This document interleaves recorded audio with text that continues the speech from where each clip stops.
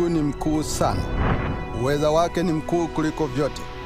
Aliumba mbingu na nchi na vyote ndani yao. Tukiangalia kila kitu Mungu alichofanya, inashangaza.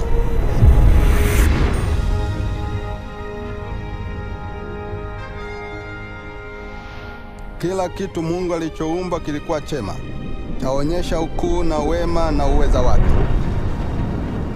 Mungu aliumba mimea na wanyama, kisha akamfanya mtu kutoka udongo.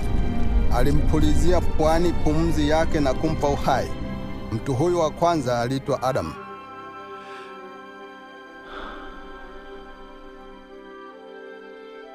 Kisha Mungu alichukua ubavu mmoja wa Adamu, na kutoka huo akaumba mwanamke kwa mke na mwenzi wake. Aliitwa Hawa. Mungu aliumba mwanaume na mwanamke na baadhi ya sifa zake ili waweze kufurahia uhusiano wa karibu naye. Waliishi kwa furaha katika uwepo wake katika bustani nzuri iliyoitwa Edeni.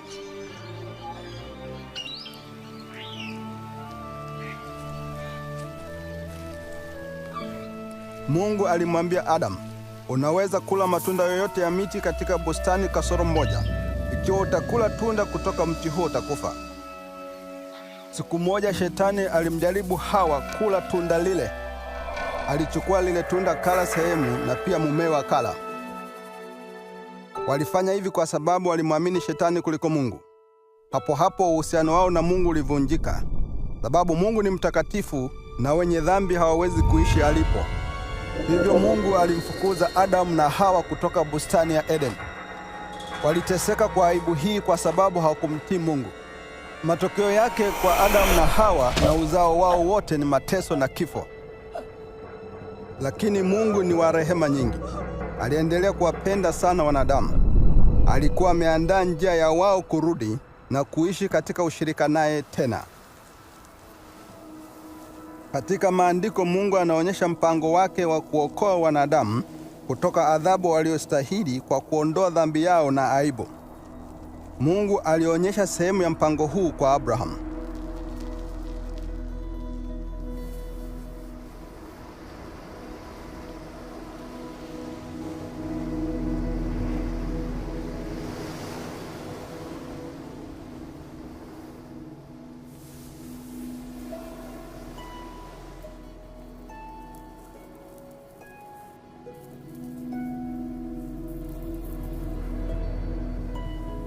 Abrahamu alimtegemea Mungu na kumheshimu. Mungu alimwahidi kumbariki na kubariki watu wa mataifa yote kupitia yeye. Alimwahidi kumpa uzao mwingi kama mchanga wa bahari na nyota za angani. Abrahamu alimwamini Mungu. Mungu akamhesabia kuwa ni mwenye haki sababu ya imani hiyo.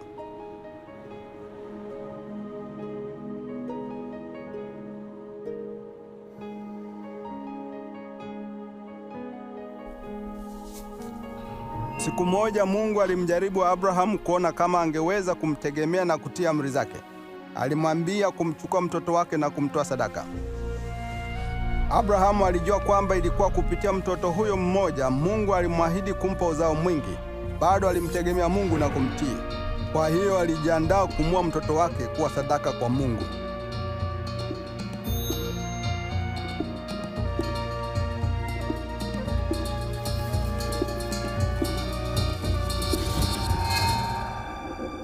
Abrahamu aliinua kisu chake, lakini Mungu alisema, usimdhuru mtoto. Najua kwamba unamcha Mungu na uko tayari kunitii. Kisha Abrahamu aliona kondoo karibu, amejishika pembe zake katika kichaka. Abrahamu alimchukua kondoo na kumtoa sadaka kwa Mungu badala ya mtoto wake. Wakati Mungu alitoa kondoo kama sadaka ili kufa badala ya mtoto, Abrahamu alimwonyesha upendo wake mkuu kwa watu. Upendo wake ni kama upendo alionao baba kwa mtoto wake. Kupitia tukio hili, Mungu alionyesha kwamba alipanga kutoa sadaka ili kufa badala ya wanadamu. Hapo zamani, Mungu alionyesha kwa manabii kwamba angemtuma mtu asiye na dhambi ili afe badala uzao wa Adamu na kuiondoa dhambi na aibu yao. Kwa sadaka yake kuu, angefungua njia kwa wale ambao wanamwamini na waishi katika ushirika na Mungu katika ufalme wa Mungu. Manabii walimwita mtu huyu Masihi.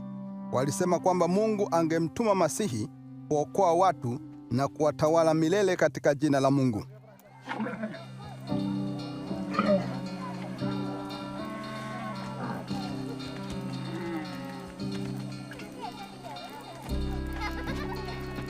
Mamia ya miaka kabla hajaja, manabii walisema kuhusu mambo ambayo Masihi angefanya na mambo ambayo yangelimtokea. Nabii Daudi alisema kwamba Mungu angemwelezea Masihi, wewe ni mwanangu.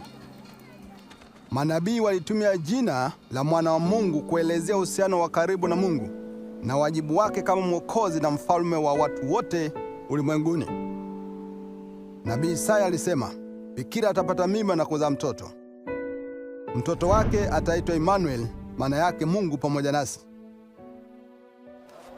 Manabii waliandika kwamba Masihi angezaliwa Bethlehem na kwamba angeingia Yerusalemu kama mfalme wao juu ya punda.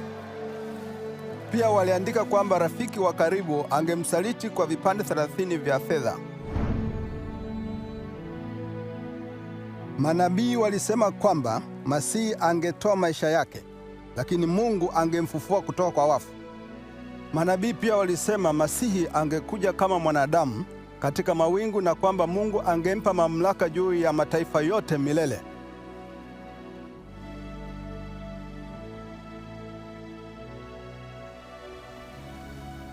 Miaka 2000 iliyopita mtu mmoja aliishi ulimwenguni.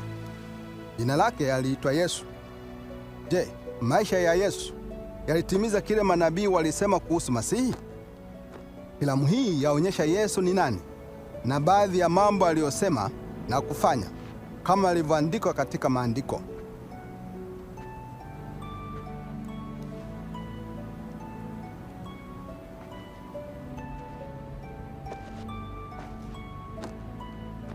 Katika filamu hii kuna mwigizaji wa nafasi ya Yesu.